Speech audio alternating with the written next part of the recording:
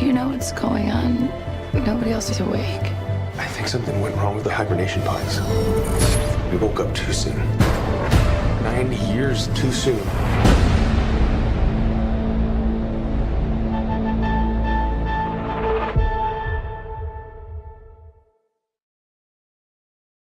Thank you for joining us for another Movie Lingo discussion. I'm Eddie Lingo. I'm Kumar.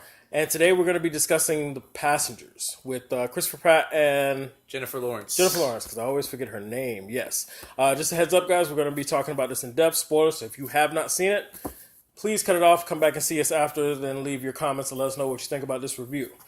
All right. And I do want to say that it's good to be back on Movie Lingo. It's been a while. Welcome back, Eddie. Thank you, sir. Big Thank man. you, sir. I greatly appreciate that. All right. Cool. So, let's talk about what this movie's about. Passengers. If you've seen the trailer, then you pretty much know that there's a large group of people who are flying on a ship to another colony. They're supposed to wake up in like 120 years. Yep. And Christopher Pratt and Jennifer Lawrence. I don't know why I keep forgetting her name. They basically wake up 90 years too soon. Well, Chris Pratt wakes up 90 years too soon. All right, here we go with the spoilers. All right, so Chris Pratt wakes up 90 years too soon, and the movie kind of takes you from there as he's trying to cope with his time on the ship. Just realizing that he's going to die long before they reach their destination because they still have 90 years to go because they're traveling light years. And then we get to a point where Jennifer Lawrence is part of the picture, which we'll talk about later of how she gets there. And they're both now, at least they have each other. And so the half of the movie is dealing with their bond as they're growing, accepting the fact, or trying to figure out how they can either go back to sleep or how they can make the best of their time. But as the trailer shows you, there's more to it. And then actually the ship is malfunctioning, and then that's what ends up giving you all of your layers of the story. You're watching it all play out. All right, so without going too deep, tell me how you felt about the movie. Oh, this movie was spectacular. I don't watch trailers, guys. I don't watch TV, so trailers aren't That's like a a neat thing. trick because you're actually like really, you're really enjoying what you're getting a lot more. I really don't there's see no these expectation. trailers. I really don't. And plus, we got to the movies late, so I don't even see trailers in general. So, back to the movie. The movie took me by surprise. It really did. Like, I was confused. I'm like, wait, what? They're going to another Earth on a whole nother, like, Because light you didn't see years the trailer. away. You were just like, Yeah, I was like, what the hell's going on? Like, what the hell?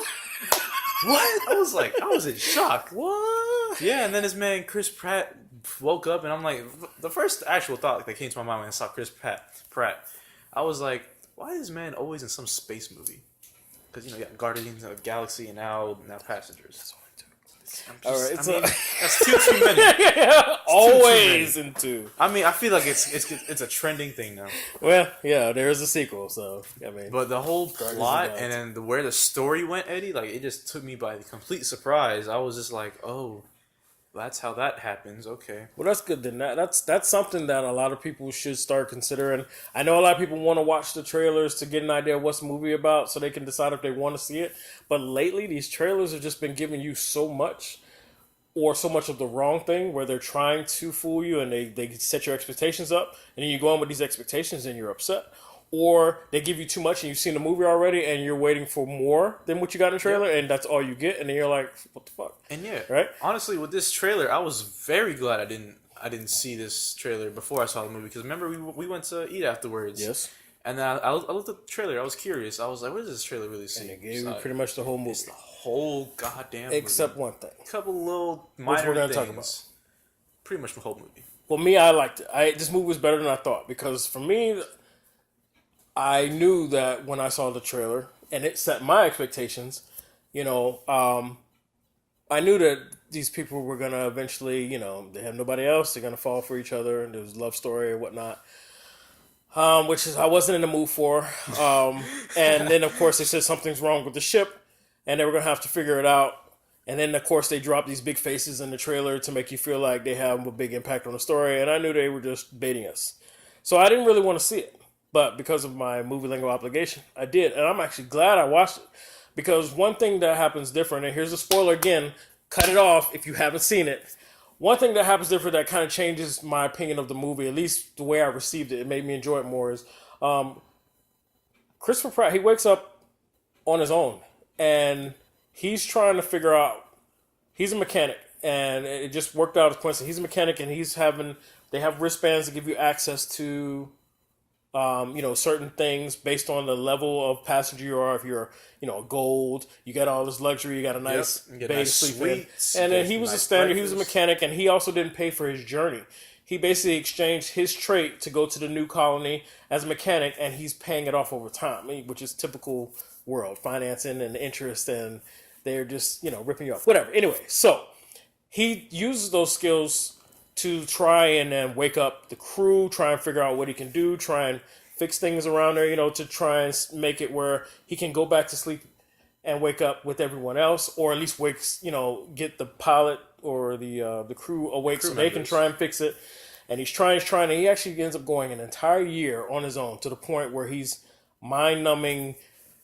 He realizes he's going to die. He gives no fucks. He's walking around with no pants. Yep. He's not shaving. Got a whole beard going on. And he even contemplates killing himself. And that part I didn't expect. So it was interesting, and then it made sense when at the moment that he was ready to kill himself and he chickened out, and then he ends up stumbling across Jennifer Lawrence's... her little pod. Her pod, Yeah. and then he sees this beautiful face, which I'm not gonna lie. Normally, I feel like they overplay her beauty, but in this movie, they got it on point. She was hot. She was hot. Yeah. So, with that being said, he sees that, and then he gets the idea, which makes the movie even better for me, to wake her up. But then he knows that's wrong because you basically.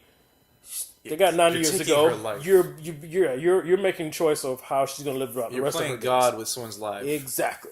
And so he spends months contemplating, debating, not sure if he wanted to do it, knowing he wanted to, reading her little profile, introducing herself because he had access to all that stuff. Yeah, watching the video, reading diaries. her little books, all her diaries, all her logs about the introductory phase into this process, and just falling in love, believing that they could be perfect together, and he's even talking to the android bartender about it, who has pretty good. I would say good logic, even though he's a machine. He thinks like a perfect human. Yeah, and so they were having good, deep conversations about it. So this is good. And so all of this stuff surprised me, and the fact that he was struggling with it, and then finally, after months of contemplating, he gave in, and then he actually zaps her, does some things with the circuit board, and then it's like as soon as he was like, and she's awake, and then he hides it. He's like, oh snap! So that ends up being the next phase of the movie. Him getting to know her with this big secret. Yep. And so for that made me enjoy the movie a lot more because I already knew from the trailer that eventually get to a point where they realize something's wrong with the ship. That's what woke up Christopher Pratt in the first place because certain things are malfunctioning at once. But they just don't know it because they have no idea. They're just thinking it's some random incident, and she believes it too. And it gets to a point where they ended up having their relationship and falling, and right when he's ready to commit to her and marry her. Oh, he made a whole little wedding ring. Yeah. The android asks if there was any secrets between them, and of course Chris Pratt, not thinking, says no. So, android is a machine. He's like, okay. Chris Pratt goes to the bathroom, and he goes, okay, yes, I was awaiting the day that he was gonna wake you. He's been talking about it for so long. He basically told him because he knew that he had like a moral compass. Yep. So all of these things made, for me, the movie more enjoyable because I really didn't care about something was wrong with the ship, and I really didn't care about what woke him up, and I thought I was going to be bored with their story leading up to that, and it was very interesting the way it played out. Yeah. So I enjoyed it. So, with that, I want to know from you, what didn't you like about this movie? What didn't I like about the movie? Oh, geez, more than likely I usually enjoy my movies, but the logic with I don't understand the tether lines, how it comes out of nowhere. Not the first one. The first one makes sense, but when you're in space and you travel off. Well, basically they have a certain distance to go to, and then there's these tethers. If you took your spacesuits to go out, they automatically sense to catch onto you, and then they have a limit.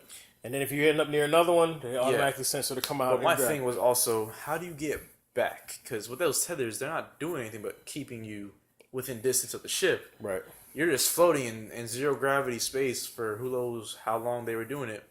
And somehow they end up perfectly fine back on the ship. Well, they jump cut to that. They didn't, Yeah, they didn't show that. I mean, but they don't show. There's no logic to did he pull his way back, or did she could have pulled does a the tether back, pull you back on command? That was one thing that was going through my mind during the movie, and Okay. I was like, "What the hell?" Like, at least show us how he's getting back in. I was okay with going without it.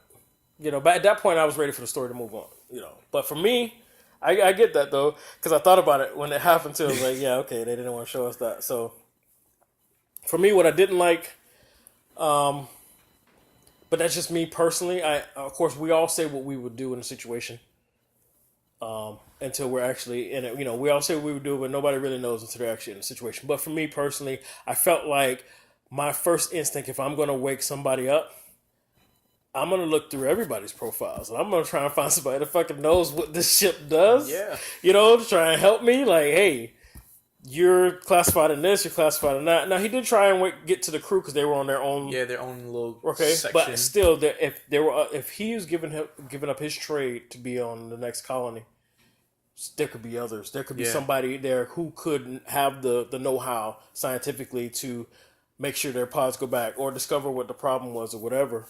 And I was a little bothered by that he just chose to wake up somebody that he wanted to just fall in love with, which people do make stupid decisions. Yeah, Love it makes people happens. stupid. So this doesn't ruin the movie for me. It was just personally, I would have rather him take the risk of waking up a few people. Yeah, rather than Right? just one. To try and fix the problem, and then if we all die, we all die. Or if they all turn on him, that would have been interesting. Like, why the fuck did you wake me? And then he's got to, fend for his life. Totally different movie. But that's me. Okay, but then the ship is having these random defaults. There's a problem. They're trying to figure out what it is, and then all of a sudden, after like 2 years, it randomly wakes up another character. Which was, what's his name? Lawrence Fishburne. That's what it. I can never pronounce his name. That's okay. He's from my era. Most I know. people can't think of him Matrix. beyond the Matrix. See? Yeah. That's exactly what I was gonna say. But he's done like hundreds of movies before that. So anyway, Yeah. I see the old movies. I see a couple old movies with him in it. I'm just like, oh damn, never knew about this. Oh, cool. yeah. Well, the inconsistency with the time of how quickly the ship was. Well, I'm not gonna say it's going quickly. Actually, it took a couple of years before it got to. But I would have rather, if you're gonna do that random thing, because it just so coincidentally happened to be the person that could help them figure out what the problem was. Yeah. And then he didn't even live long enough to see it through, but he told him what to do. That kind of coincident, convenient thing that kind of bothered me. I would have rather that have happened to maybe a few people before they finally got somebody that can solve the problem, and then created. Yes, you would have to write out these characters and create more conflict in the time, but it would have been a lot more interesting than just that convenient thing of he wakes up, he wakes somebody else up, but that problem of him waking up doesn't happen for another 2 years, and it just so happens right before the ship is at its worst moment. I can tell you how to do this just before I die, and here's my pass because I'm crew member, so I can override this. Here are my numbers. Boom, boom, boom. And with his little pass, he could resurrect somebody apparently. Because, another big spoiler, Chris Pratt dies. He goes off into space. You could have saved that one. Oh. You didn't have to give him that much. Well, you want to... Is it still recording? Is it okay? All right. Well, I told you we're going full Yeah, well, spoilers. we did warn the Yeah. spoilers. Okay. Yeah. So. Yeah. Once they finally figure out what's the problem with the ship, it's pretty much like the heating room, and then there's the ventilation is being blocked. So the only way to get to that, you have to go out of the ship, through the ventilation, manually open it and hold it open, and then let all that heat out, which is in the form of fire, of course, and you get blown off into space. He conveniently survives the fire, though. I mean, with technology that far advanced, it didn't bother me that his suit and the little shield he built can withstand the heat to a certain degree. And so I was okay with that It's because a lot of fire, though. this is like way beyond any technology we have. it So was. It that's was the crazy. universe you want to create. It's fine. What I'm gonna do though, for those of you who may have still watched this without seeing the movie, I'm not gonna tell you exactly how it ends, but I will say that I wanted just a little bit more closure. It leaves it where you can make up your own mind, like, oh, so this happened, in regards to Jennifer Lawrence's character, because she's a writer. The backstory on her is that she paid to go the 120-year trip so she can write about it and then take another 120-year trip back, be there on original Earth in the future to be the only person to say she's gone both ways and write about it and win all these awards. That was her goal. So there was a lot of, she was still writing about her experience, but they kind of. Yeah, real quick, her father was also like a famous writer. Okay, I was gonna say because I want to leave something for those because I know there's somebody watching right now that didn't see it. Yeah. So as far as the ending goes, I would like to I would have wanted a little more, but it leaves it open for you to kind of guess what did transpire with her character. It's a very interesting. Interesting ending. Yeah, it's super interesting. It's really open to interpretation, really. Yeah, really and truly. So, anything else you didn't like about it? I'm good about it. No, everything's good. Yeah, I think this movie, in all honesty, this was better than I thought it was, but it's still not something I would make everybody run to spend money on. But if you do, you won't. You wouldn't really be disappointed, I wouldn't say, but you're not going to be wowed by it either. It's so it can wait.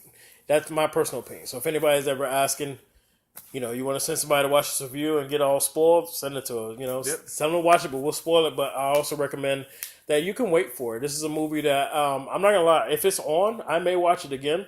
There were cool moments when the ship was malfunctioning. A lot of graphic effects, visual effects, things that were happening, which were cool.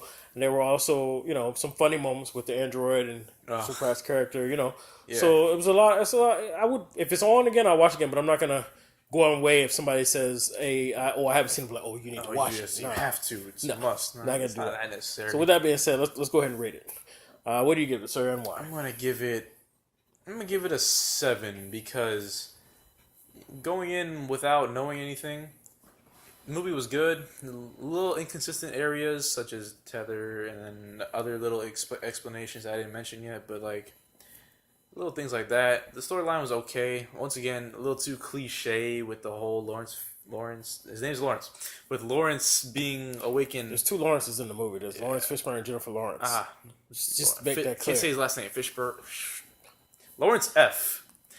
The convenience of his awakening and the convenience of his death. Yeah. It was just too cliche for me. It was too easy, too neat, too much, too convenient. You saw it coming. Too convenient. Yeah. So, but I'm gonna give it a 7. Okay, cool. Reason being is because even despite the trailer went out of his way to try and mislead you, even though it still gave you the bulk of it, and it did. The way everything plays out in the beginning, they got me. So it allowed me to enjoy it more because I thought I already knew what was coming. I was ready to try and force myself to stay awake. So I thought it was better than expected, but not much more than that. Like I said, it's not a movie that I'm going to tell you people you got to see, but it is good enough to watch. So I'm going to give it a 7 as well. So, all right. So Mike, what is the official rating of Movie Lingo? 7. Movie Lingo rating is a 7. All right, 7. Nice little 7 for you guys there. All right. Yeah, so if you don't have anything else to add, I think we're going to wrap it up there. Yep. All right, well, thank you for joining us for another Movie Lingo discussion. I'm Eddie Lingo. And I'm Kumar. And we'll see you on the next one. Something's wrong. Something big. What do we do now? Do you trust me? There's a reason we woke up early.